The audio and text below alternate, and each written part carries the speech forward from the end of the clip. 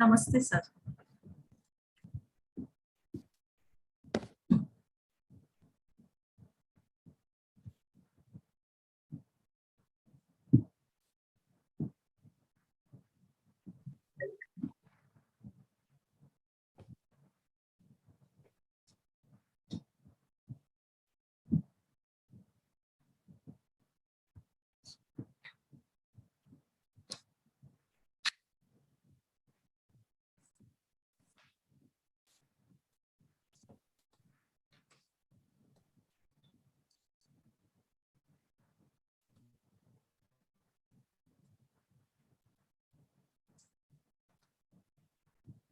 Can we start, sir?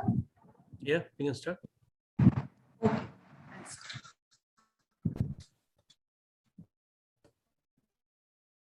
Namo Namaha.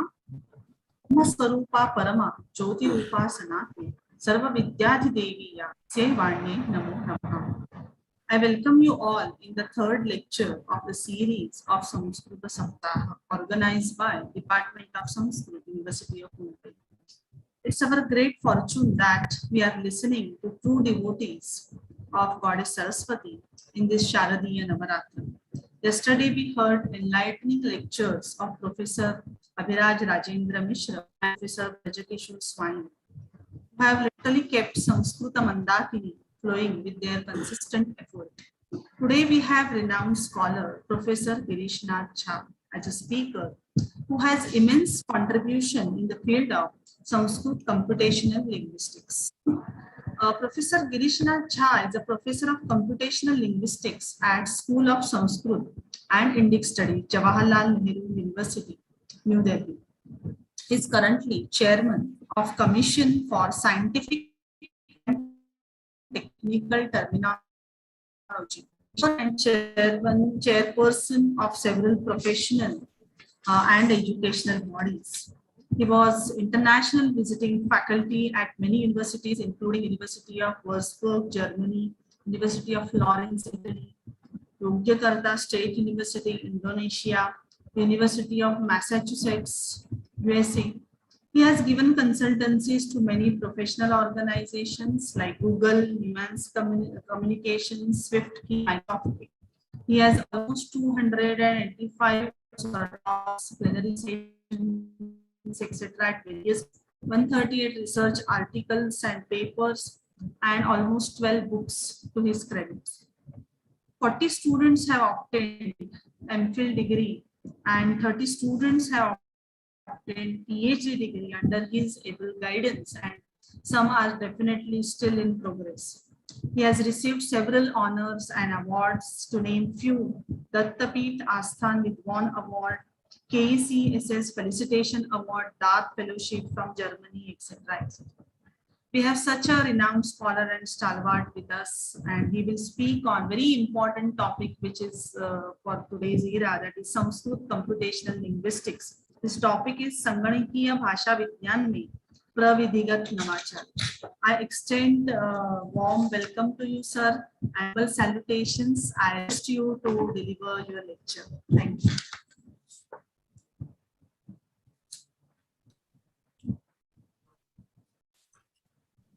Thank you, Shangantalaji.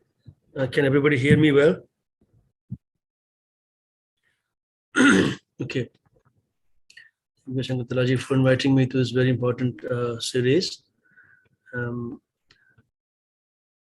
Sanskrit bhashayam gati nasti dhara pravahin vaktum na shaknomi shanai shanai vaktum shaknomi ataev angla bhashayam api vadashyami. The topic which I have selected, I thought, because you are Sanskrit faculty members, being oriented or refreshed in a certain way, and we are celebrating Sanskrit Saptaha, right? So I thought something which will be kind of new to you, and perhaps will inspire some of you to actually consider this when you are either teaching a course of this kind or a student. So let me very quickly share a screen. So can everybody see the PPT here? Right. Is the PPT visible to everybody? Yes, sir. Hello? Right, Yes, great. sir. And you see it changing also. Badal bhi raha nahi hai? Okay. Is it changing? Yes. Okay, great. Thank you. Because so happens that sometimes, the lecture goes ahead and PPT is not changing. So that creates a lot of difficulty. Okay. So the methods have changed. The methods of Sanskrit empirical studies, linguistics empirical studies, or AI, and they have evolved dramatically. And I'm going to focus on some of the aspects that I'll be covering today on that. And then also talking about how we connect to the emerging areas of information technologies, how we connect and where we are placed actually. Starting with the central idea of artificial intelligence, to just give you a little bit of background, I will quote John McCarthy, who actually coined the term AI in 58 in a Dartmouth conference. And he says AI can only happen if machines understand natural language text. So AI actually means understanding natural language. So in a way, natural language processing is AI, computational linguistics is AI, because the goal is to make sure machine understands natural language text, right? प्राकृतिक भाषा में जो text है उसको समझ पाना machine के लिए आवश्यक है, AI होना है तो. But natural language texts are so complex, because they have layers and layers of meanings embedded in the text. Those embeddings have to be unraveled to get to the meaning, and meaning is not necessarily coming from the words themselves. Meanings might be outside the sentence completely, right? So what is being said in a sentence or phrase or a word and what exactly it means may be completely unrelated. Linguistically, it might be determined by the context completely. So pragmatics also becomes very, very important. And the whole area of the intelligent computing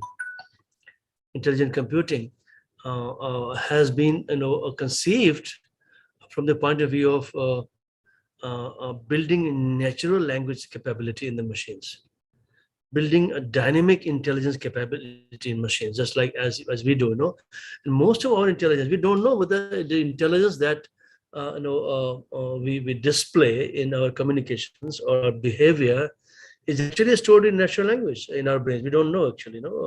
Perhaps something interlingual, something beyond or between two languages, something like that is the formation where perhaps intelligence is encoded in our brains, and something like a mathematical language, that our Nayayikas have, Navi Nayayikas, etc., have indicated, later, that this might be possibly the scenario, and what the grammarians, linguists in the West have been talking about, and the logicians have been talking about, or AI people have been talking about.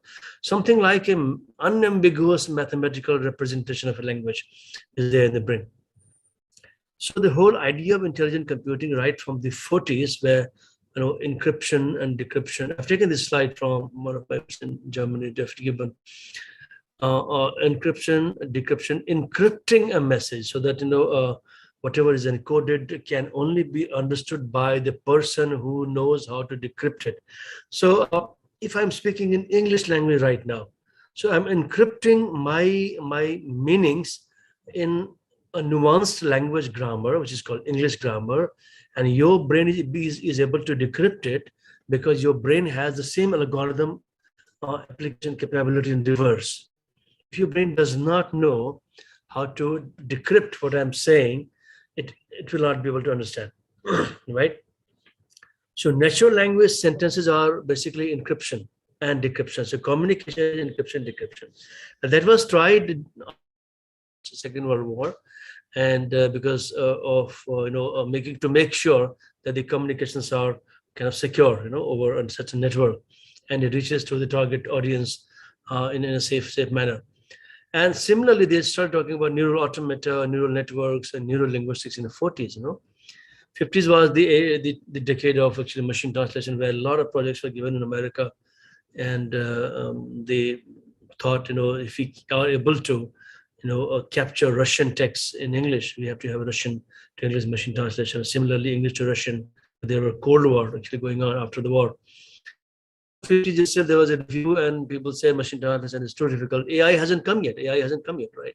AI comes in 58. The name comes in 58, but the AI activity was machine translation was the main activity, and they thought machine translation is not possible, and so they kind of rejected this idea of humans, activity being done by a machine in the sense of translating text. 60s, we went into theoretical informatics, natural language, complexity, parsing, etc., etc. And was the highlight of psycholinguistics came to the fore, because in 72, Prolog, the language of logic, programming in logic, was discovered, was invented, I think in Stanford University, if I'm not wrong. And then Prolog became a fashionable language to do in 80s and 90s. And I learned Prolog 80s and 90s. And when I did a course in AI at the University of Illinois in 1997, it was actually a course in Prolog and Lisp. Right. With 2000 century, the AI took a sudden turn towards what is called the language informatics based computing. So we became data driven. Data driven. Suddenly, a lot of data became available. We started talking about big data and big linguistic data, which would basically train the large language models. So what has been seen in the field of AI, and where we will go in next 10 years, it's not certain, because the evolution will be much faster in next 10 years or so. So if you look at basic areas of AI, you do computational linguistics, NLP as a core meta discipline, which underlies all of them actually. Language processing is the foundation for all AI subdisciplines, like inference engines. We make inferences. Expert systems are basically experts in one knowledge field. Intelligent tutoring systems are kind of educational technology, one-to-one tutoring machine, which actually deal with you one-to-one in as a teacher, teacher and a student kind of scenario. Vision machines interpret images. Images could be written documents, handwriting also, and signboards, etc. So all of them actually involve language in a certain way. Robots are machines which receive commands in natural language. So natural language is there, as well. And so AI is basically synonymous today with machine learning. And no matter which method you use in AI, whether you use the classical grammar method and the linguistics method, dictionary method, or you use machine learning or the corpora method, machines have to understand natural language communication. How you make machines understand, that's another question. So methods have changed, but the goal is the same. Goal remains the same. But we have gotten more successes. Machine translations have become more successful in recent years, and so have become other areas of AI. We have achieved a lot of successes in other areas of AI. So there are success stories in AI. So if you kind of human-computer intelligent interaction, and talk of computational linguistics, where we are, you can see. So HCI basically is an area where we think of more and more intelligent means of communication with the machine. So there's a conventional AI, we think of keyboards, at the most smart keyboards. But when we talk of HCII, we think of communicating with machine just like human beings communicate among each other in natural language communication. When we are able to communicate with machine in natural language like humans do, we consider machines intelligent, and then we say this is an intelligent interaction mechanism with machine. And the major objective of course is to make languages be understood by the machine, so that we can communicate in languages with the machines. So this brings us to the question, how is linguistics meta-discipline in AI? And the reason it is a meta-discipline is because languages have layers of sounds change, words, and words change, and words have structures. And so the sentence formation also is dynamic, and the meaning determination dynamic. So all these layers of structures in a typical natural language communication, and those have to be unraveled, understood, not without linguistics. So if you don't do linguistics, core linguistics, you cannot unravel this structure which underlies this dynamic behavior of sounds, words, sentences, and meanings in natural language. So therefore, linguistics becomes the fundamental discipline. Another question is, if linguistics is the fundamental meta language or meta discipline in all AI, where does Sanskrit fit in? And Sanskrit fits in because in linguistics, the first core discipline, core text that is considered core work in linguistics, core work in core linguistics is Panini's Ashtadhyayi. And Panini's Ashtadhyayi is studied in most linguistic departments, most good linguistic departments. I was in Florence University, a visiting professor, and the linguistics department there teaches Ashtadhyayi. I was in University of Illinois, Urbana-Champaign, they teach Sanskrit there. And of course, Ashtadhyayi, they refer to Ashtadhyayi and they kind of glance on Ashtadhyayi as well there. So Sanskrit has been a core subject in linguistics departments in many countries. Of course, may not be that so in India, but in many countries, Sanskrit has been a core discipline in linguistics department. Certainly in other departments also, but Sanskrit has been core in linguistics for sure. Because there has been a huge linguistic tradition, or I should say, the tradition of linguistics in India. Doing linguistic studies, linguistic analysis was core to the Indian intellectual tradition. Why? Because we wanted to do everything in oral tradition.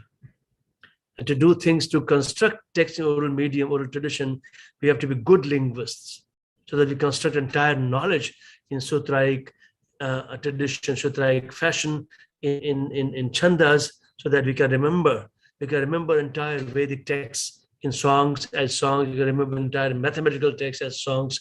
You can remember entire Panini's grammar, 4,000 sutras, as a song. So Panini's grammar can be sung in 2 hours. You can sing the entire Panini's grammar in 2 hours. So this has to have a very clear way of constructing these unambiguous sutraic statements. And the whole idea in artificial intelligence is that how we can convert a natural language, dynamic, creative communication into a form which is unambiguous, sutraic, and very precise.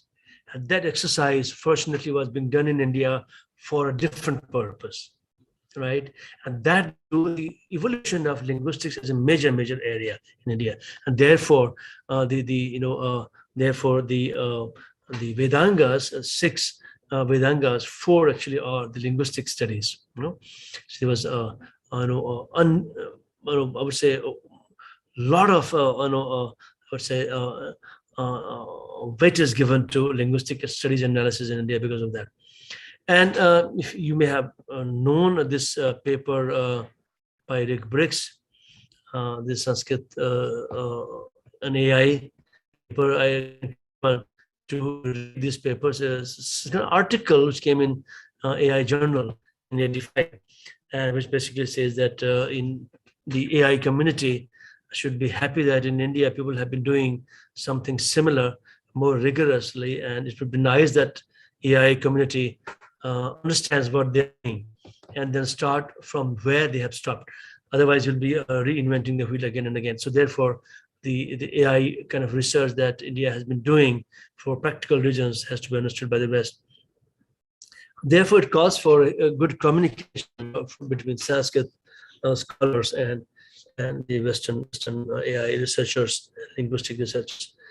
And similarly, a paper by Nicholas Osler, where he talks about Sanskrit studies as a foundation for computational linguistics. And when you say computational linguistics, it means using AI. Sanskrit actually is foundation, Sanskrit studies, and he has his argument. So, and you should perhaps try to read this also and see why Sanskrit studies should be isolated from such innovative areas. And the new education or national education policy talks about ending the isolation of Sanskrit and try to connect Sanskrit with other multidisciplinary areas of study, and therefore this will be an important paper to actually go. Now, coming back to three people who actually shaped these studies, and therefore in the process the methods also got shaped. And these are, of course, I mentioned Panini, 7th century BC. He shaped these studies in a major way, and he's still being studied, and he's still influencing, be it methods in programming, methods in AI, and methods in other cognitive studies. Panini has been influencing all these. Saussure studied Sanskrit. He taught Sanskrit for 30 years in Geneva, and his PhD was actually on Sanskrit genitive. And he influenced studies in his own way, particularly the science of, I would say, linguistics, of course, and then semiotics, and Chomsky, all of you know. So why is Panini important in this area?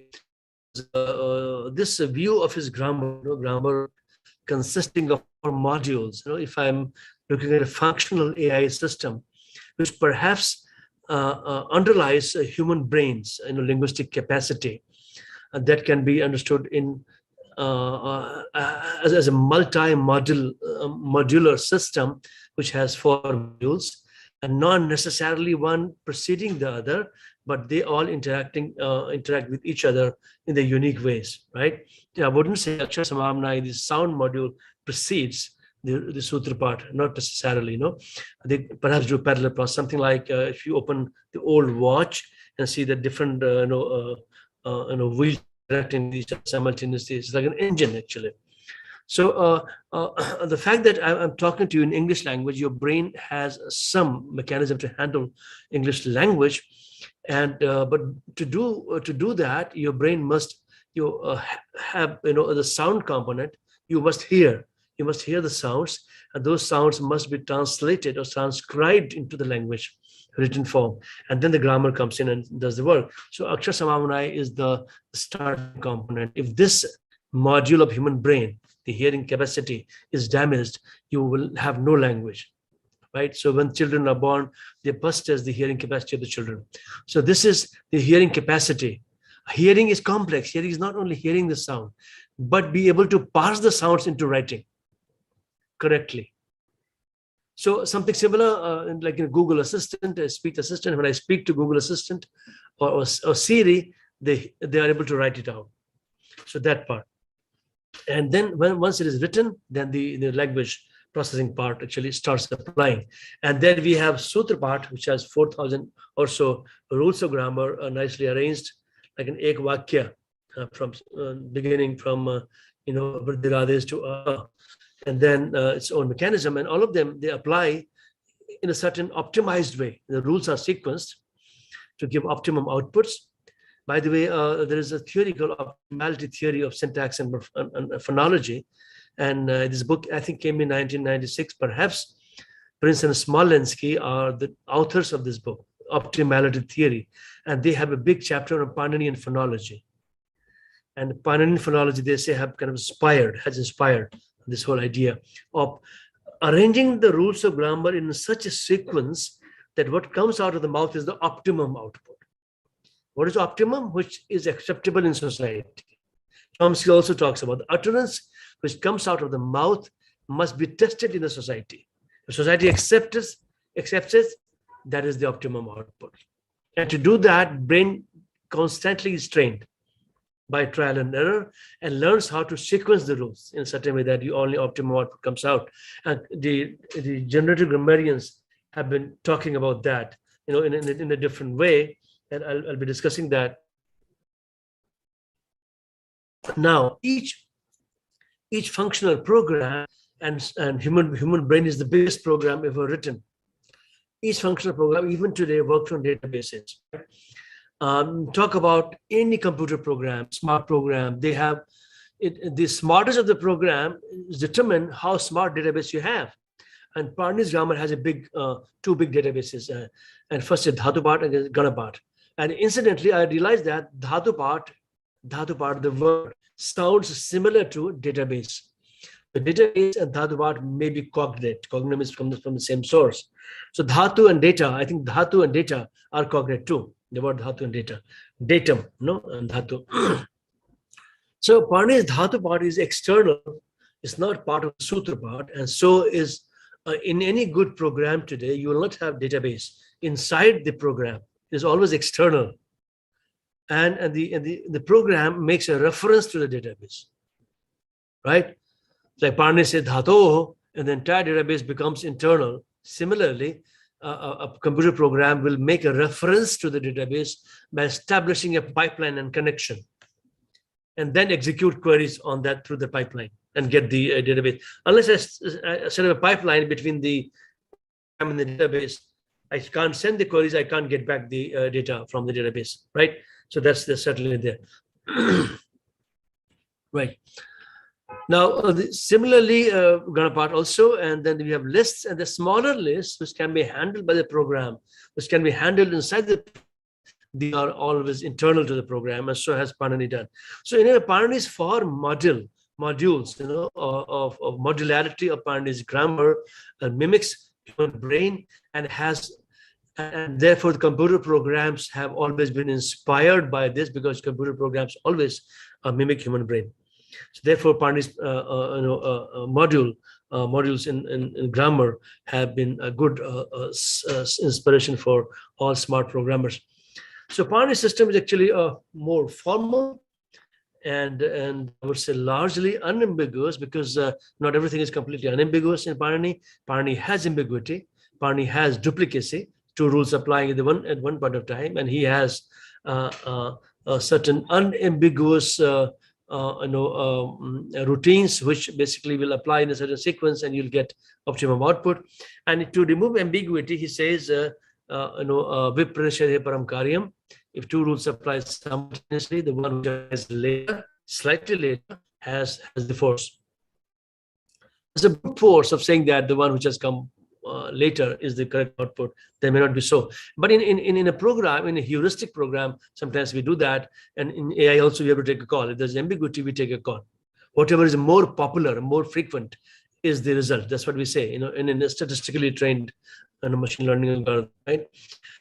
And in good programs, we have nice structures, organizations, precedence, dominance relations, etc., etc. And then we have variables, global variables, local variables, stronger variables, weaker variables, and they are all instantiated.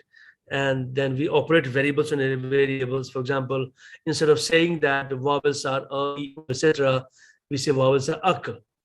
And so ak is a formula which will obtain its list by running, Adi Ranti and Sahita, by going through Adi Ranti and Sahita, running on a lattice of 14 Shiva Sutras.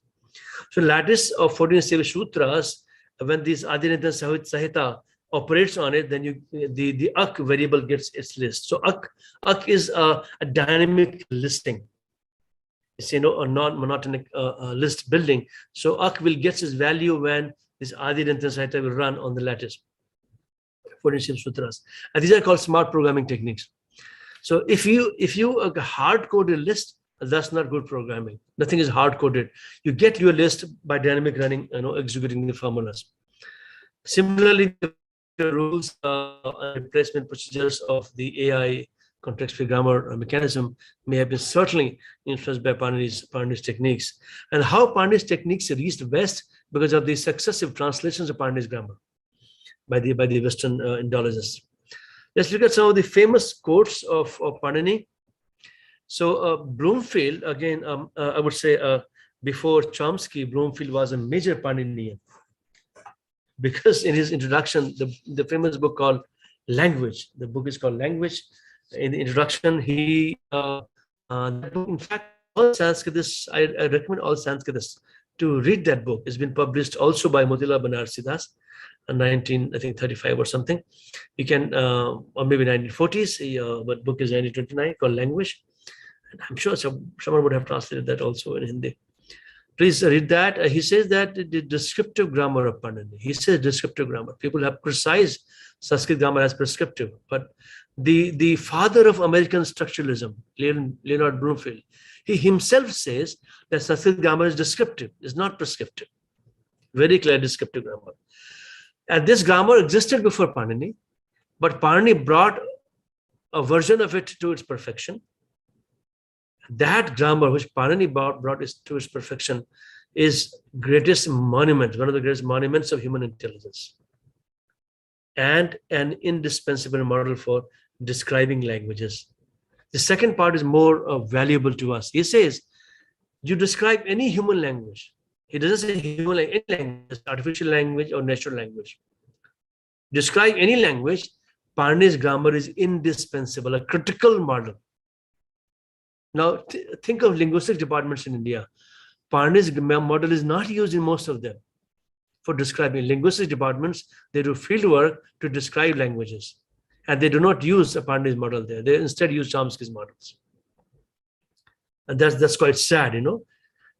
When Chomsky's, the traditional precursors of Chomsky's works have been saying that, yes, Panini's grammar is indispensable. Similarly, encyclopedia would say Ashtadhyayi distinguishes between usage in the spoken language, Laukiki, and usage that is proper to the language of sacred text, Vaidiki. Ashtadhyayi is generative as well as descriptive. Now, encyclopedia adds another term, generative grammar. It's much more technical. And with generative, we say generative grammar concept was kind of matured with Chomsky. But Chomsky himself says Panini was a generative grammarian. In his book, Aspects of the Theory of Syntax, 1957 or 65, I'm forgetting, he says Panini was a generative grammarian. So it means Panini is the first generative grammarian. There's nothing before Panini. So if he says the Ashtadhyayi is generative as well as descriptive. Generative is much more formal, mathematical, than being just a descriptive. With this complex use of meta rules, transformations, and recursions, these are essential programming techniques. The grammar in Ashtadhyayi has been likened to the Turing machine. The Turing machine is a mathematical model of computer where the creator has described how this machine should behave when it processes an complex input to its ultimate output, and how this machine can be intelligent. How can it be called an intelligent machine? It says it has been likened to the Turing machine, a mathematical model that reduces the logical structure of any computing device to its essentials. What does Ashtadhyayi do? It takes Bhavati and keeps on doing, processing till you have gotten the essentials, which cannot be further processed. So there, the processing will stop. Bu, Shap, and Tip. The process stops there. And so does a computer do. The moment you get a complex input, the machine will start processing it and keep on processing ultimate outputs, and the process will stop there. The way computer processes, the way Panini does derivations in his grammar. Therefore, Panini's derivation mechanism, which he tried on a much more complex input like natural language. Before Panini, it wasn't considered that, you can try computers on natural language. You can try computers or any mathematics on natural language or literature. With Panini, the idea came that, yes, we can try, computers, mathematics on natural languages too. So what Panini did was a much more complex task, which we are still struggling to achieve in artificial intelligence. Right? Now, Muriel Williams. It's important to understand these quotations, what exactly they meant. He says, if Panini gave a concept of meta-language and constructed 1,000s of years before computer scientists began exploring the same idea, the meta-language, meta-rules and meta-language. Now, nothing happens without meta-language. Our grammars, the grammar that we have words and other categories which hold these words. We have Rama and we have Sanya also. We have cup and the tea, the holder and the held. So the meta-language, the concept of meta-language, the categories, and much more abstract categories of meta-language have been discussed in Panini. Much more abstract categories of meta-language discussed in Panini. He said this is what we do in computer science. A program is considered smarter if you have done more functions and more classes instead of doing context-specific computing, we do context neutral computing. If you have done context neutral computing, which is basically classes and functions which apply across contexts, these are considered better instead of writing functions for everything, which is considered weaker programming. So what Panini has done, of course, our goal was different because we had to do everything in oral tradition. What Panini has done, the way Panini has come to us, is a much more sophisticated program than I have seen anywhere so far. My company in America, called me exceptional programmer. I have no degree in programming, no degree in computer science. I'm a linguist. I have 2 linguistics degrees, one from JNU, one from Illinois. But my company called me exceptional programmer, and I have not found any program better than Panini so far. And I can appreciate Panini much better, as a programmer. So why is Panini important to computing? I have actually already spoken a little bit. Explicit formal mechanisms to describe almost anything. This has happened in Indian tradition, including the most difficult natural languages. Before Panini, this idea wasn't there.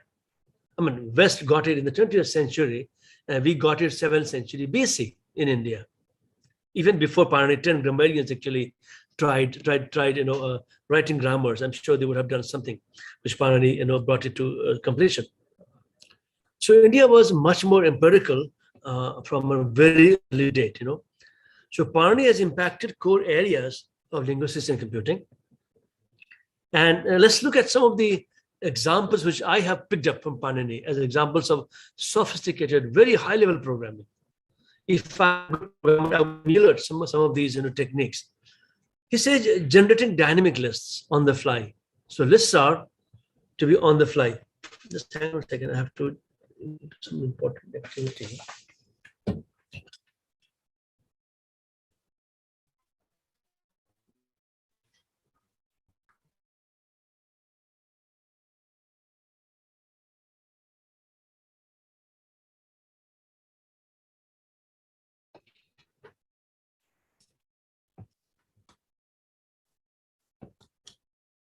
Sorry about that. Some important letter has to go to minister today. So, right. So, why generating dynamic lists are important? For example, storing data in database. If I have to say, for example, store, all the keywords from dictionary. Our organization makes dictionaries. So there are 2 ways to do it. We have experts will look at the books and identify keywords, which are to be the head words for a dictionary. Other idea would be to just run a program on a corpora. Corpora is an expression of the knowledge in that domain. So we have to make a dictionary of physics. So I run my program on the physics documents, and the program itself creates a list dynamically. This one, second one is smarter, it saves efforts, and it reduces the cost, right? So anything done dynamically is much more of value, much more valuable. And Panini does that.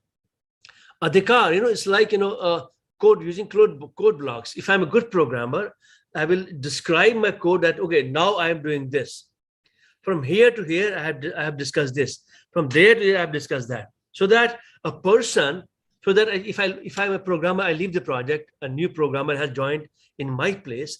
When he sees my code, he's able to understand the code nicely. So I compare Adhikara blocks and counting in programming. Anuvritti are iterations and recursions because we iteratively call a function within, and these are smart techniques. Paribhasha and then Sangya are the instantiate variables, and Dhatu part is, of course, a database. And our Dhatu part is much more complex. But the important thing is that the structure of the Dhatu part is known to the Sutra part. If Sutra part does not know the structure of the Dhatu part, then the calls that it makes to a specific Dhatu will not be possible. Sutra part knows that what is the structure of the Dhatu part. The Dhatu part has 10 ganas. And each gana has certain semantic categorization. And where is the position of each Dhatu in that gana? It knows it very well. And so does a program today knows the structure of its database. Otherwise, there'll be miscommunication completely. Look at the close patterning of programs as per Panini. Singha Sutras are variable creations, identification, etc. They're extending the scope of a rule. Kartu ipsitamam karma, then tathayuktam chanipsitam. What is karma? Karto ipsitamam. But if something is included, gramam gachan trinam isprishati. Odanam bhunjal visham bhungte. So if something is, that also is, so I'm extending the scope of this rule, kartu ipsitamam karma. With the, is the actual process, and it actually triggers. We have entire samagri collected, and actually in our puja paddhati also, we do all the samagris first, and then we start the vidhi. It happens, and all the samagri must be collected. All the resources for vidhi must be there already. Therefore, if there is a vidhi sutra akasavarna dirgha, for example, all the nuts and bolts which require akasavarna dirgha to be successful have to come before akasavarna dirgha. So savarna must be defined, dirgha must be defined, ak must be defined before the akasavarna dirgha is called. And this is exactly what happens in programming also. Niyama basically restricts the scope of a rule. We do exactly the same. And nishadha, the proscription. This is not going to happen. So exceptions, exception handling, etc. in programming. And how Panini's grammar is how sutra is computed, so in a typical AI program, the classical AI, now the difference between classical AI and the contemporary AI is that in the classical AI up to the 90s, we provided programs, and then data would be read and programs will process the data. And programs included grammar and the lexicon. Right? In today's machine learning, we do not provide any program. Machine builds a program based on the corpora that it trains on. So program is the output of the machine. And we give the corpora as input to the machine. So in either way, we have to first, whatever we are going to write a program, whether we write the program directly or indirectly, we have to understand the task. So here we have to understand what exactly this rule is about, and whether this rule can be programmed or not. So tasks are of two kinds: programmable tasks and unprogrammable tasks. Not all the tasks can be programmed today by programming language. Right? Most commonsensical tasks cannot be programmed by computers today. Right? We have to understand if the task is a programmable task. And then we generate a pseudocode. And pseudocode is basically understanding the task and writing step by step what can be done. For example, if there's equal yanachi, so I first define equal yanachi, the re is wrong re here, and then we define the steps 1, 2, 3, 4, whatever the steps are necessary to solve that a finite state set of tasks. So the first step, for example, to solve this in Shiva Sutra, we define Shiva Sutra and then give Shiva Sutra each complex variables like ik, yan, ach, and we get list. And then we, after all the lists are explained, obtained, then these lists are dynamic. We are obtaining by running the Adir and Tasayata on the lattice 1 to 14 Shiva Sutra, and then ach gets its value, and ik gets its value, yan gets its value. After all these values are obtained, we are ready to do the rocket launching. We fire the trigger, we fire the program. And says ik will become yan in the context of ach. And then we start algorithm. Algorithm is if in any arbitrary thing like prati eka. Prati eka, this is arbitrary string. We find ik in the string, right? If yes, continue. Then search ach in the right context. Ik is found, search ach in the right context. Continue. Then replace each ik with the yan. Replace each ik with the yan. Yeah. So replace I with ya, e with ya, and you will get pratyeka, and then display result and quit. This is how Panini's thing will work. And then next step is basically this idea. This pseudocode has to be converted to a programming language code, whatever language you know. For example, I know Java, etc. I convert this code into a Java code, and Java code, of course, will be a big code which will not only work for this single sutra, but all other sutras. And the code is then compiled and then we execute. We execute this code either on with an interface, programming interface, or without interface. Command line execution could be there, or with interface. And then you write, we say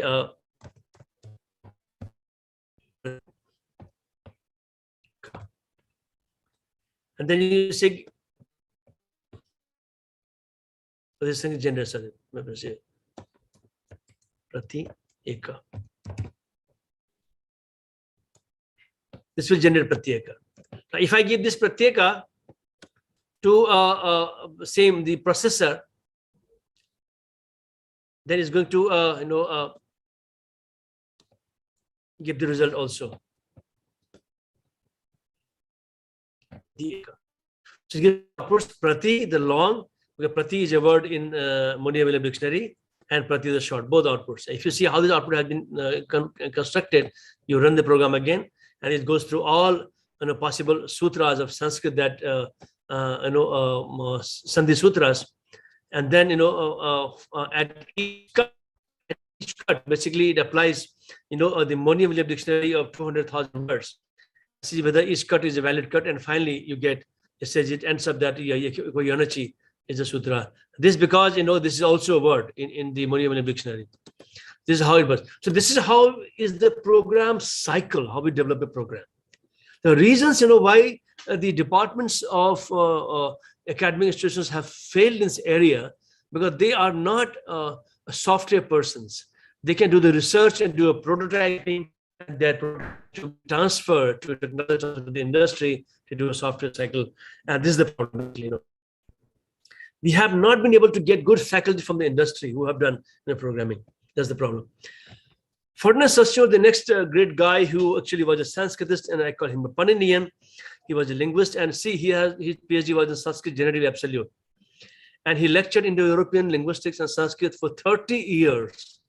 And his students published his lecture notes in called Course in Linguistics, And he was influenced by Paninian theory, and his idea on signified was influenced by this Fota.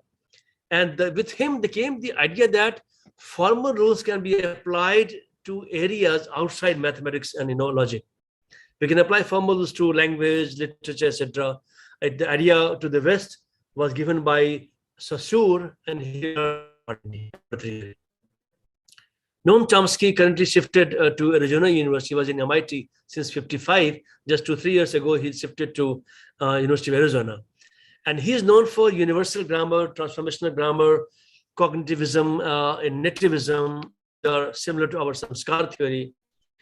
And he successfully destroyed the behaviorists led by B.F. Skinner. He was a Harvard professor. B.F. Skinner was a Harvard professor who, in his time, the behaviorism was a popular theory. And he said, even language learning is behaviorism. People learn language by behavior. Even animals can be taught behavior, human language. So there were a lot of experiments, dog experiments and parrots experiments that he did, But when Chomsky basically joined MIT, he started working on formal aspects of language, his syntax and aspects of theory of syntax, 1957, then syntactic structures, and then successive theories of Chomsky all the way up to 90s. He firmly established a certain brand of linguistics I call it structural formal linguistics. And in his dealings, you see a very close parallels of Panini. And he created a hierarchy of formal grammars, type 0 to type 3. Type 0 is unrestricted phrase structure grammar. Type 1 is context-sensitive grammar. Type 2 is context-free grammar. And type 3 is irregular grammar. And context-free grammar is used in compiler design. And you see how context-free grammar, I'll show you, is very close to Panini's system. If you compare Panini's grammar with Chomsky's grammar model, you find amazing similarity. I just call it lifting of the ideas from Sanskrit and presenting it in a new dress, new avatar to the West. And I'm sorry to say, but some of the scholarship of the West has been very smart in copying things from here and there, not giving due credit. They give some credit, but not the entire credit. So 2 books, Syntactic Structures in 57, and then Aspects of Theory of Syntax 65. These 2 books of Chomsky led to a model of a human grammar that maybe in the brain, he calls it language acquisition device or universal grammar. He says the grammar has a base component, a transformational component, and there is a deep structure that base component actually lands up in, and from deep structure we transform. So his base component, he says, grammar has a phrase structure, rules, and lexicon. And this is very close to Panini's Sutra part and Dhatu part, Gan part. So Sutra part here and Dhatu part, Gan part. These three is his base component. And this, he says, it gives analysis, which is called deep structure. Deep structure is, again, we can so go deeper, you get Karaka component. So this is Panini's Karaka and Chomsky's deep structure. And then you apply transformation or derivation process starts from there. And finally you reach to phonological component, which is Akshar Samamanai. Akshar Samamanai.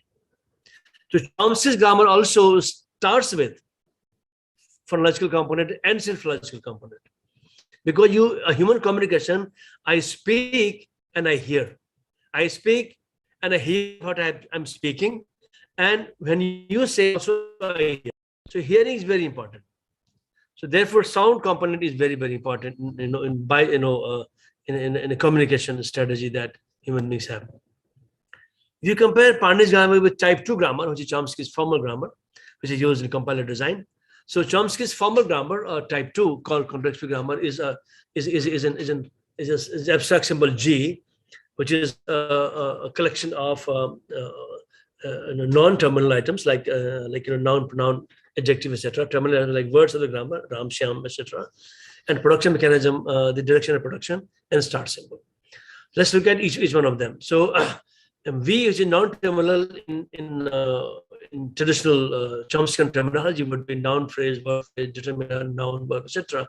In Panini's terminology, of course, we have Sanya, Sarvanam, Kriya, Nam, Akhyat, Upsarga, Nipata, but something more abstract like Aka, Savarna, etc. These are also Panini's non-terminals waiting to be deciphered by running a formula. It's a much more abstract, another layer of abstraction. What I'm saying that the Panini's grammar is much more abstract than context-free grammar, and therefore it can be applied to human languages also. While context-free grammar's application to human languages has not worked so far. If we were able to apply context-free grammar to human languages, we would have created human language compiler. But so far, CFG has been able to create only programming language compiler, Java compiler, C compiler, etc., through CFG. But we haven't used CFG to create Punjabi, Hindi, English compilers, right?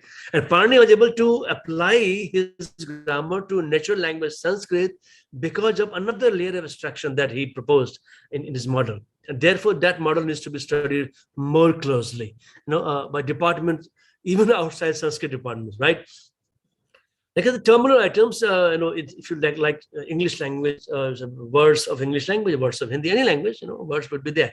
But in Panini, besides the words, like Devadattaha, Odanam, Pachati, Odan, etc., Pachati, etc., there are other sounds also, and dhatu is also part of this abstraction. And production is A goes to alpha. But in Panini, production is always A goes to alpha if C, A goes to B if C. Aka Savarna Dirgha. Aka will become Dirgha only if Savarna. Iko Yanachi. Ik becomes Yan only if Ach. So there's an if then else mechanism of Panini's. Most sutras like that. And another abstraction, start symbol in Chomsky is an utterance. What comes out of mouth. He says what goes beyond is intractable, non-computable, is difficult to capture. What Chomsky says. Therefore, Chomsky in his initial model had excluded semantics from the initial model of grammar. But after 1965, he included semantics also. So, but Panini says the start symbol is not S but S bar, which is vivaksha, the desire to speak. What comes in the brain, and then the whole thing starts building up. So thoughts proceed, and we have to, if we really have to solve this problem of language, we must think about the thoughts also. So Chomsky is much more abstract by several degrees than Chomsky. And I think the West is still trying to grapple with understanding Panini. And Chomsky, if you look at Chomsky's tradition of grammar, which I have gone through more closely, I think starting from 1957 till 1988, or even later, 1990s minimalism of Chomsky, I think he's trying to understand Panini more closely and trying to get closer to Panini. Panini is compared with Bacchus-Knorr form BNF, which is the notation used for contextual grammar. So if you see, this is how we write, a phrase structure, set of rules for writing the grammar of a programming language expression. So S goes to expression is reduced as NPVP. So Panini's expression is not S but a pada P. P is reduced as suptingantam, supanting. And so NP goes to det and N in English and English-like languages.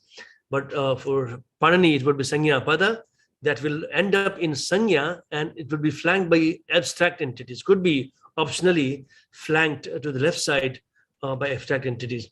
Similarly, word phrase will be V and P in English-like languages. And here it would be kriya, could be flanked by abstract entities to left and right. And the noun could be like words in English language. Here could be inflected entities. Of course, there'll be inflections in English also, but here inflected entities are much more in number because of the tight inflection nature of Sanskrit. I did an experiment, how many keywords can you find in a natural language text? So I did experiments on many natural languages, including Sanskrit. I collected 100,000 word corpora of Hindi, Punjabi, Gujarati, Marathi, etc., and also Sanskrit. I found that in a modern Indian language, if you have 100,000 word corpora, you find about 7,000 unique words. But the same thing in Sanskrit will be about 21,000. So in normal Sanskrit text of about 100,000 words, you'll find more unique words because of inflections and or creativity that goes to Sanskrit. So much more a richer language by way of constructions of grammar and also by way of creativity and options to use words in different contexts. And V would be, of course, verbs like in English language, and here would be verbs as well as, the dhatus, and debts will be absent in Indian languages. So Panini to Saussure, Saussure to Chomsky, Chomsky to computational linguistics and AI. Remember, computational linguistics came before AI, right? So whatever we call AI is essentially computational linguistics. Many people are tempted to say AI as a stepchild of computational linguistics. Now, the idea obviously came from Panini. What is the idea? Describing natural language or programming language, of course. Programming language is a smaller subset of natural language. What Panini did describe the natural language itself. So programming language would be easier task, because if I'm describing natural language correctly, then describing a short language would be easier. Exactly using the right tools. What Panini did is describe Sanskrit, a natural language, unambiguously, not 100%, but unambiguously, exactly using the right tools. So from Panini to Saussure, Saussure to Bloomfield, Bloomfield to Harris, Harris to Chomsky. Harris was Chomsky's predecessor. He was Chomsky's guru, actually, PhD supervisor, I believe. John Bacchus, the IBM guy, and the Bacchus-Normal form, and the Peter Knorr and the Bacchus-Knorr form. But people in the West, in this tradition, they knew that it was Panini who actually did all that, and therefore one guy, Peter Zilahi, he did research, and he then concluded that it was Panini who created all this. He wrote a letter to ACM, Associated Computing Machinery, and by giving instances that it is Panini who actually did all this, therefore he should be given the credit of fathering in this field. And he gave his argument by doing research in this field. So you must read this article why Panini should be given the credit for creating all this. So Panini's technique and abstract tradition used in accurately describing natural language is very similar to John Bacchus, which he was IBM employee in 50s, who described a new programming language called IAL, International Algebraic Language, which was actually called ALGOL later on. So John Bacchus, of course, inspired by Chomsky's work through Harris and through Bloomfield, etc., etc. So this is how Panini was reinterpreted by the West. But given this background, what are the major areas that we do, and briefly just list you these areas that we do in this AI, computational language, NLP. We create input-output mechanisms. They have to be smarter input-output mechanisms. Basically, we give smart inputs to machine through language, through images, through multimodal communications. We get smart output from machines through speech, through gestures, etc., etc. We do taggers. Machines can tag. Machines can word analysis.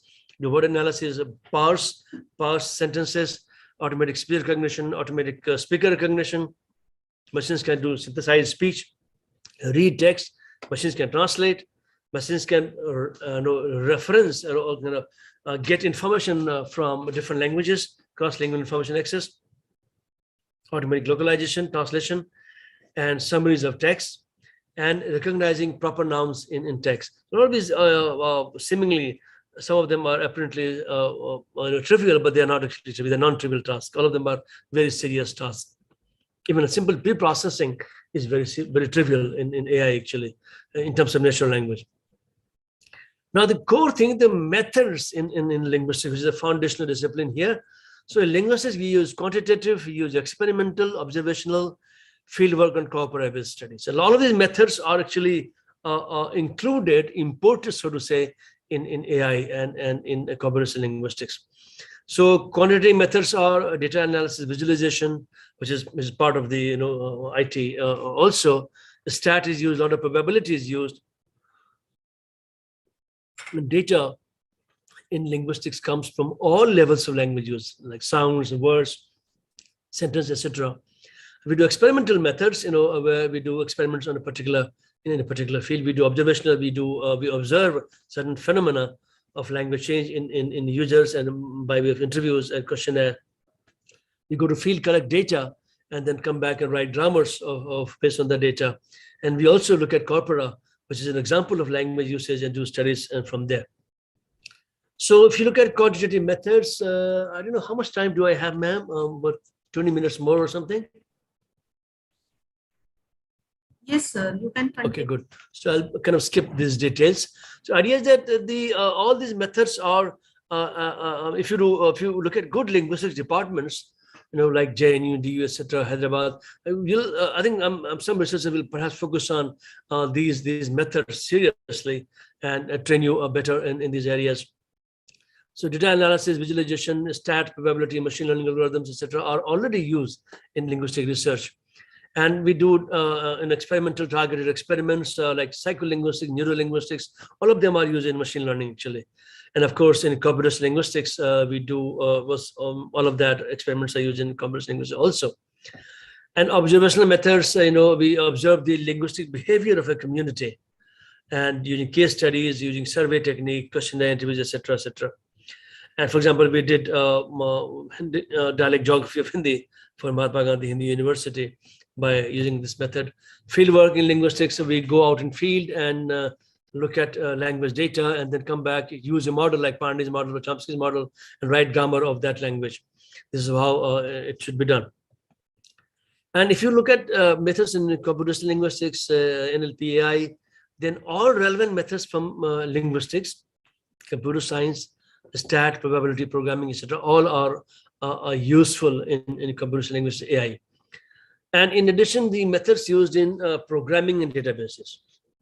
As I said, the nuances, the nuanced techniques and smart methods used in programming language databases are, of course, all very, very important. Otherwise, you'll not be able to structure data nicely.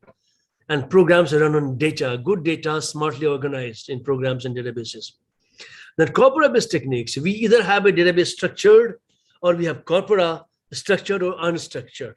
And from there, we can pull data, either put them in database before processing or process directly using machine learning algorithm. So it depends how you want to take it, actually. In a classical AI technique, we'll pull data from corpora, put it in database, and then our algorithms work from there. In a machine learning algorithm, we directly read from the corpora based on the annotations, and then learn how to actually pick up a pattern from that data. So there is a rule-based and a machine learning-based technique. Rule-based, as I said, if I am doing a rule-based method of AI, I will first build a grammar, and build attendant databases like dictionaries, etc. And then an algorithm. So algorithm, a grammar, and a dictionary. And then I take an input and load the algorithm. Algorithm then says, okay, load the grammar, load the dictionary, and then look at the first sentence of the input text. Look at the first rule in the grammar, and then see what kind of words are required by the grammar from dictionary, and then start processing and keep on processing till you hit the dead end. This is how the classical AI happen, right? We have a program already there based on an algorithm, and program requires dictionary and grammar. But in the machine learning base, we don't have a program. We instead give a corpora, unstructured or structured. I mean, annotated or unannotated. We call it supervised or unsupervised learning. And then we have a machine learning algorithm, which can be based on simple statistical methods or based on deep machine learning techniques methods. And that algorithm actually churns the churns the corpora out, taking several hours, and then learns patterns from the corpora. And then we say machine has learned, and so it has created its program. So based on that learning, which is a program now, it can actually parse new data in its own way. So if I show you a formal grammar, a lexicon and rule, how it works, you will see a parallel of Panini. So this is a grammar which I wrote in 1999, perhaps, when I was parsing English text for database, using classical AI method. So we first define macros, as Pani defines macros, Vriddhi, Radhesh, Adhen, Guna, etc., etc. We define macros. We define diatrans is a macro. What is diatrans? We define start from here, we end here. Full stop. Full stop ends the definition of a macro called diatrans. Full stop, we define vitrans as a macro, like Adhen, Guna, Vriddhi, Radhesh, etc. Start here, end here. We define the akarma kriya, we, etc., etc. Then we use these macros in writing the grammar. So does Panini. Pani defines, Vriddhi, Gun, etc., and then uses those terms, macro terms, in defining his grammar, creating his grammar, his sutra part, right? Similarly, we write, this is our sutra part. We define macros first, this sutra part, and then this sutra part, we require a dictionary. So we write dictionary. And look at this. This is dhatu part. We'll say, word create. What is word create in our dhatu? It's a ditransitive second person press. These are all macros are defined earlier. Now, how will word create translate to SQL? It create in SQL. Make. So this grammar does additional task. It also translates. Can simply parse. So grammar that our brain has constructed is a smart thing. It learns translate. It does translation also, interpretation and translation. So this is an example how we can create a grammar in the classical AI technique, right? Then I'll also show you how we can construct corpora to train machine in the machine learning technique, right? Now, formal grammar-based lexicon-based methods models. So we have these grammars which are classical, which are used even today in using classical AI, like Astadhyayi has been popular, and the lexical functional grammar. These are all Chomsky's children, actually. Bresnan was Chomsky's student. It's a lady, and she pointed to many errors in Chomsky's grammar, and then Chomsky modified his grammar based on the comments from his student Bresnan. Bresnan Kaplan did this. Then LFG was a grammar given by Bresnan Kaplan. Functional grammar by Martin K. Tree joining grammar by Arvind Joshi. Arvind Joshi was a Marathi. He worked in University of Pennsylvania. When I had given my talk in 2013 or 14 there, I forget, University of Pennsylvania, he had attended that lecture of mine. I'm so honored to have him in my talk there. Head given phrase structure grammar is given by Paul Arden Sag. And these are all, this grammar is of my particular favor because this is very close to Karak Prakram. Karaka. So you see Pandey's generative technique and Pandey's rule replacement, Karaka. Very interesting. Pandey's grammar is so fascinating, it's one of the most mature of all of them, actually. The only thing is how you actually remodel it in the way of AI. That's the deal. Today, the focus has shifted to the machine learning-based methods and algorithms. And so there's a difference between the conventional machine learning based AI, conventional methods in AI, and machine learning based AI. So there is a different lecture note. I don't think we have time to go through that, but I can probably send you this. Basically talks about how a program is constructed, how is the life cycle of program, and what is a conventional AI program, which is non-machine learning based. Then what is a machine learning based program? What is how we use machine learning and deep machine learning, and how these things actually work. So I'll send you this PDF. You can go through it. Now, there are integrated machine learning based models which can be trained and retrained. Some of them are pre-trained. Some of them are pre-trained, available on clouds, or we can download some of them. And a lot of these are available: OpenNLP, NLTK, OpenNT, and BERT, Moril, etc. You and our own Indian Language Corporate Initiative for Indian languages. And in this, for Marathi, I mean, internet connection is lost, or either my server is down, or something is happening. So this was a 17 language model for Indian languages. For Marathi, our partner was Malhar Kulkarni from IIT Bombay. So India's complex language situation and the technology development is important to consider here. I'm kind of switching to a new topic, because the classical methods in AI, of course, inspired by Panini through Bloomfield, through Saussure, Bloomfield, Harris, and Chomsky, and the modern machine learning methods in AI have been indirectly kind of inspired by Panini. So all of that is important for us to understand, because if we are looking at solving the day-to-day problem of India in terms of language communication and AI, we have to consider an appropriate model. So India's language situation is very diverse, very old. These are our languages. These are our language and scripts. I'm kind of skipping the part where we talk about language complexity, big linguistic data, and our requirements in every field of development: judiciary, administration, education. We are struggling to create dictionaries in all Indian languages. If we create dictionaries in Indian languages, then we create content for education in Indian languages, right? So all of these things are problems that we have to struggle to solve every day in India. So what is critically needed? We need all these basic resources for Indian languages, input-output tools for Indian languages, real-time machine translation, so that we can create, we can teach engineering in Indian languages by translating engineering textbooks in English to Hindi, Marathi, etc. We need machine translation.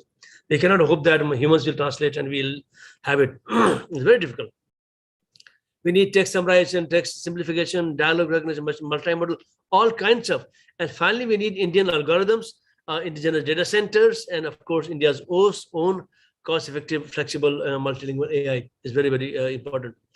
Current developments: three major important developments in India. MIT has, Ministry of Information Technology and IT, has started an initiative called Bhashini, which is a speech-to-speech machine translation. I'm also in the executive committee, and we also have a small project from them.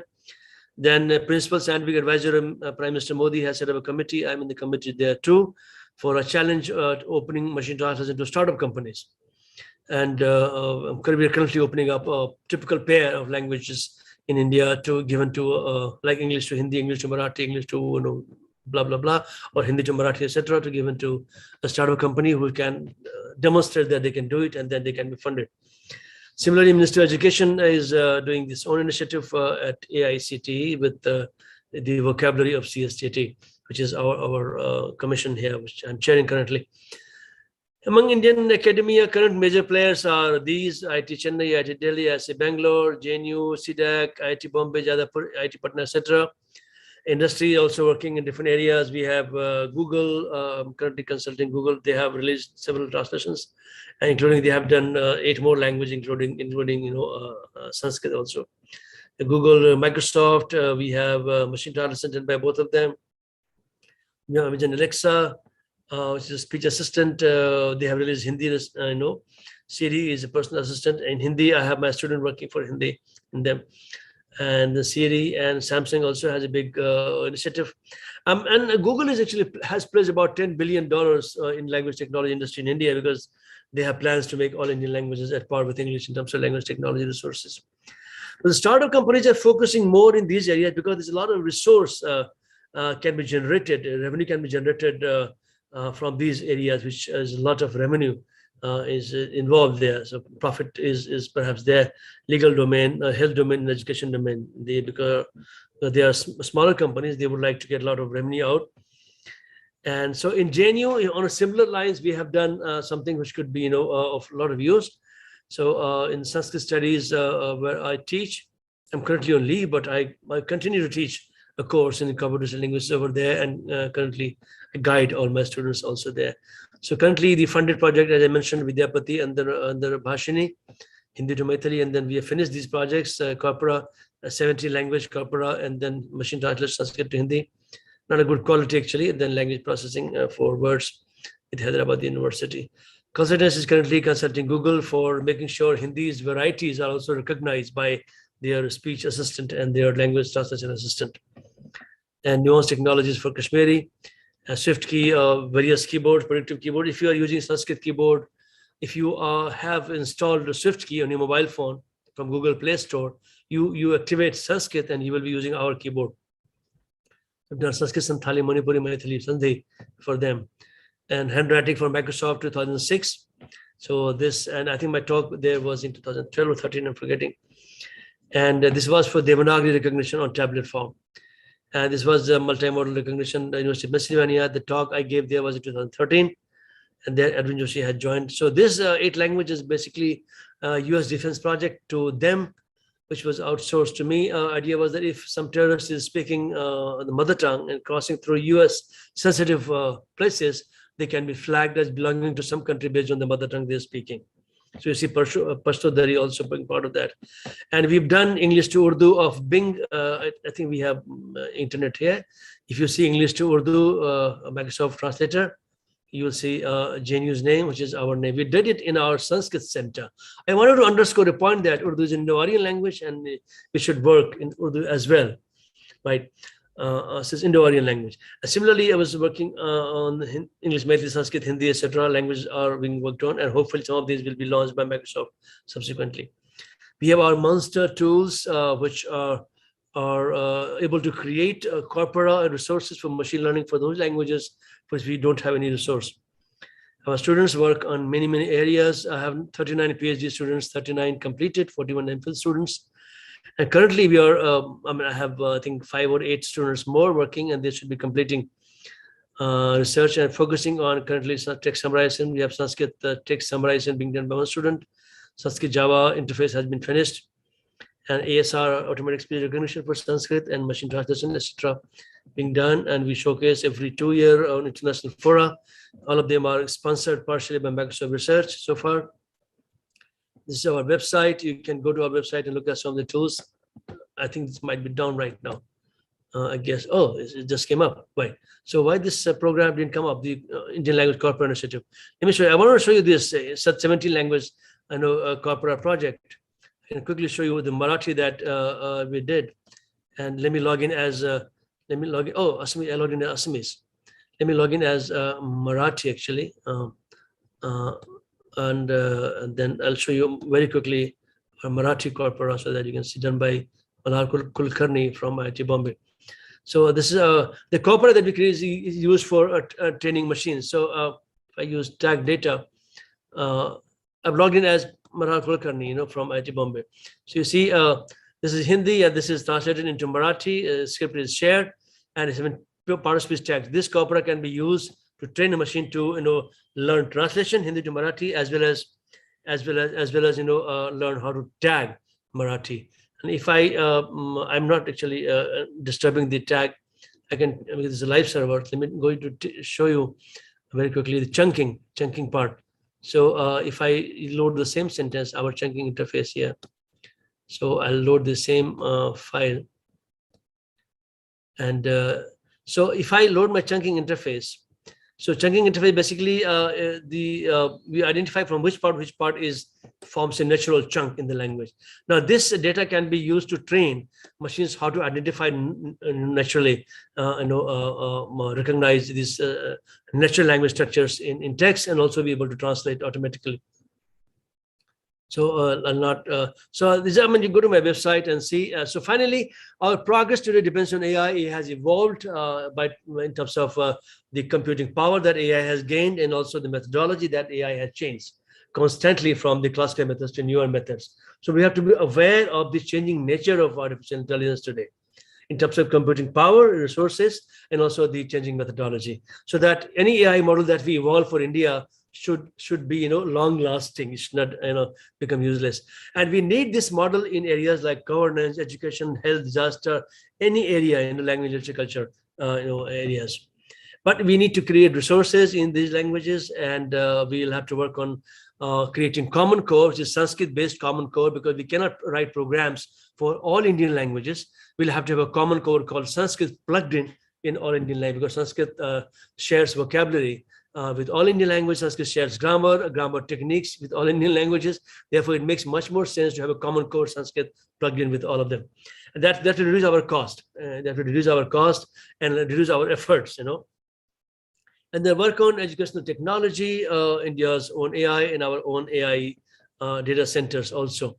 So challenges are diversity, paucity of standards, language variation, mixing, etc., funding, casual approach, lack of teamwork, lack of competition, and complexity of natural language, more so in multilingual societies. So there is a challenge for using AI in India.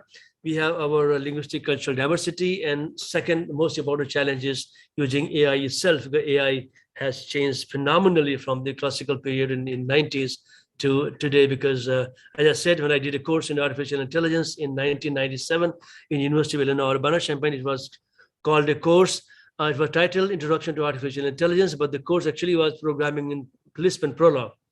If you do a course in AI today, it will be programming in Python, but machine learning and deep machine learning primarily. So AI has changed phenomenally. So you have to be aware of that. So thank you very much. I had a great time talking to you. I hope I have not extended my talk too much, and we can now perhaps take some questions. Thank you, ma'am. Thank you so much.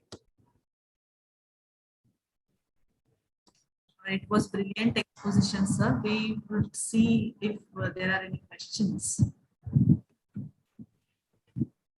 Any questions?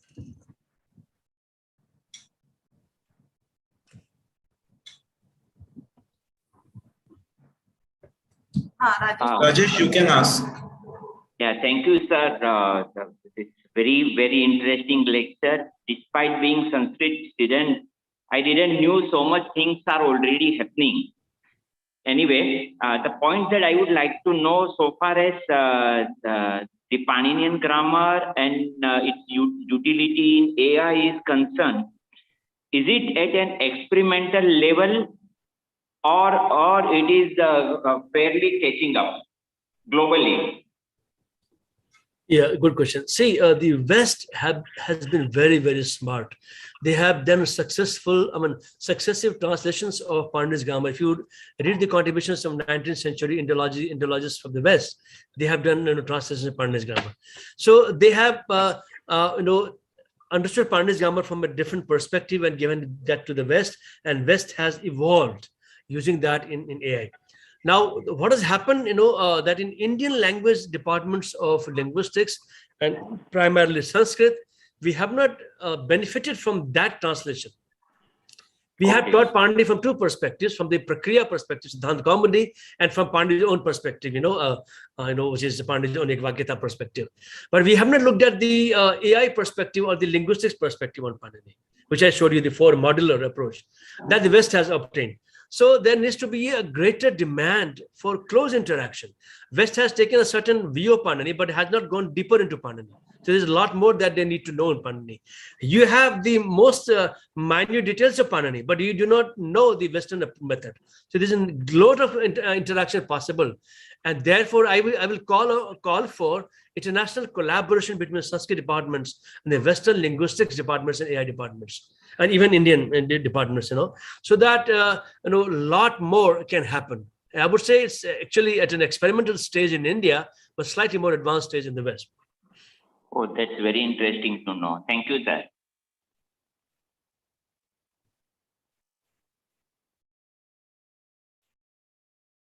There is one question in the chat box. Sir, can you guide where NLP can be learned?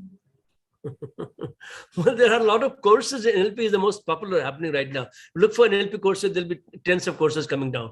But to start with a basic course, I think you should first do if there is a certification program in NLP, you should do that first. And then I would say to do that, you'll have to do linguistics. So do core linguistics first. you have to do syntax and semantics and morphology and phonology, 4 major areas. And then you do some certification in the methods of NLP, and then be prepared for a full program in NLP. That's what I would recommend, actually. There is one more question by Manjiri. Manjiri wants to ask. Manjiri, please unmute yourself.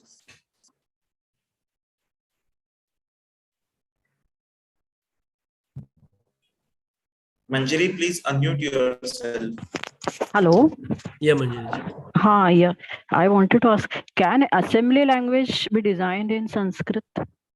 And what are the exact areas in which research can be done related to Ashtadhyayi? See, any language being designed in any other language, this whole idea, I mean, see, the whole goal is that can natural language be used as an artificial communication in machine language? That should be the goal. And as an experiment, yes, theoretically possible, yes. But then as an experiment, my student who did PhD recently, what he did, he took Java's API, like, java.lang, basic lang, and implemented certain aspects of that using Sanskrit. So you can give a command in Sanskrit, and what gets compiled is Java. So basically what you have to do, have a translation procedure at this point, Sanskrit to assembly language. Theoretically done, but the question is utility of it. Unless we have full-blown parsing capacity of natural language directly into machine, it will not be very, very useful. Like my student did, Sanskrit to Java. Essentially, I'm compiling it in Java, right? So what the machine is understanding is Java, not Sanskrit directly. But I'm doing Sanskrit transformation to Java. I'm kind of interfacing with Java. So my goal is that we should directly communicate with the machine in natural language. And that is the goal, still being done, practiced by many experts in this area. Yeah.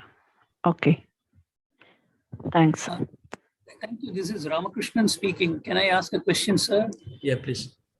Yeah. See, India seemed to have lost that AI race to the West, given that we had a knowledge base of the Ashtadhyayi and the Sanskrit tradition a long time ago. So what are we doing to get the Gurukul involved? Because I'm sure a lot of embedded knowledge is there in the Gurukul. The domain knowledge is there. So how do you bridge the gap of getting that knowledge out to the research community? Because the domain knowledge is already there with us. So somewhere we seem to have not leveraged to the maximum extent possible. So what are the efforts in that direction? Exactly.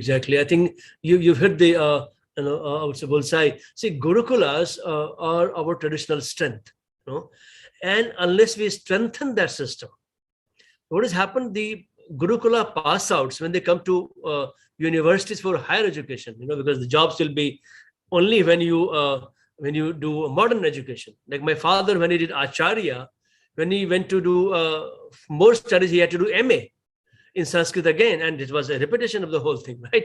So then he could do PhD, because only MA was recognized as the basic qualification for PhD.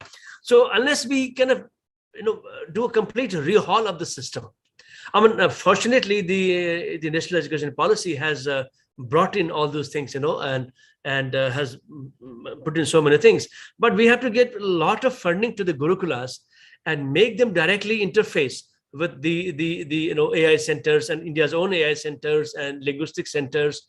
And I've also, recently we had a meeting of Sanskrit vice chancellors at the high level power and the committee for Indian languages. I was there.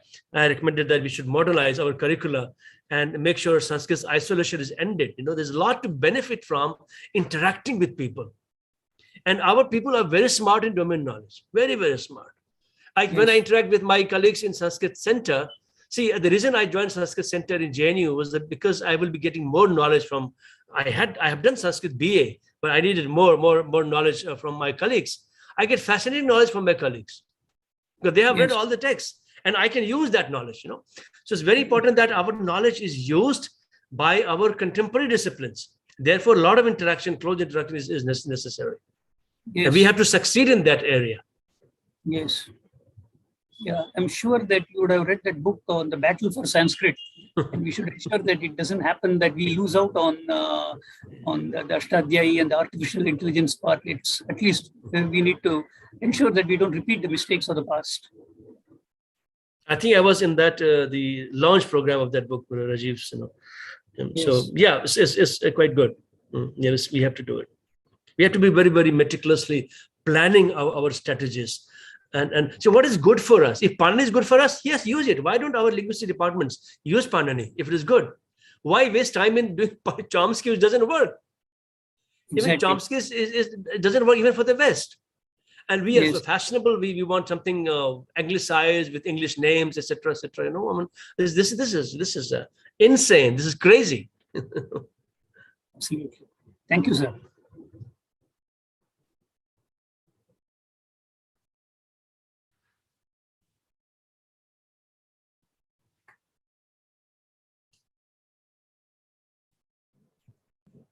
So, Is there any question?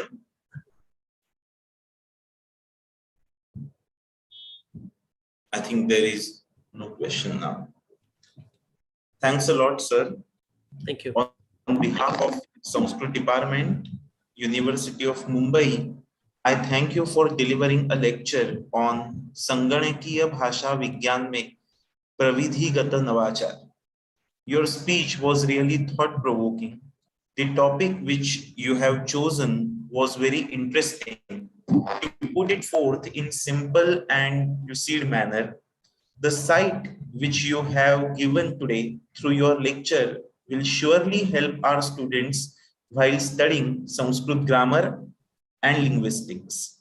I thank you once again. I thank Rohit sir for providing us with Zoom facility. I thank all participants. Tomorrow we shall meet again at 3 p.m. to hear to our own Shruti Kanitkar speak. Thank you. Thank you, sir. I request everyone to start their videos so that I can take a screenshot.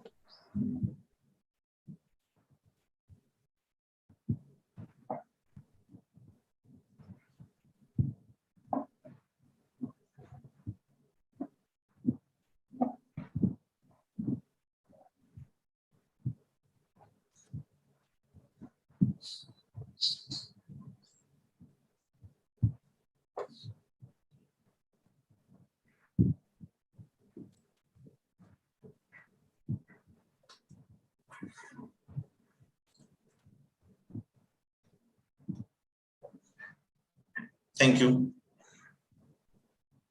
And tomorrow's session will be more interactive.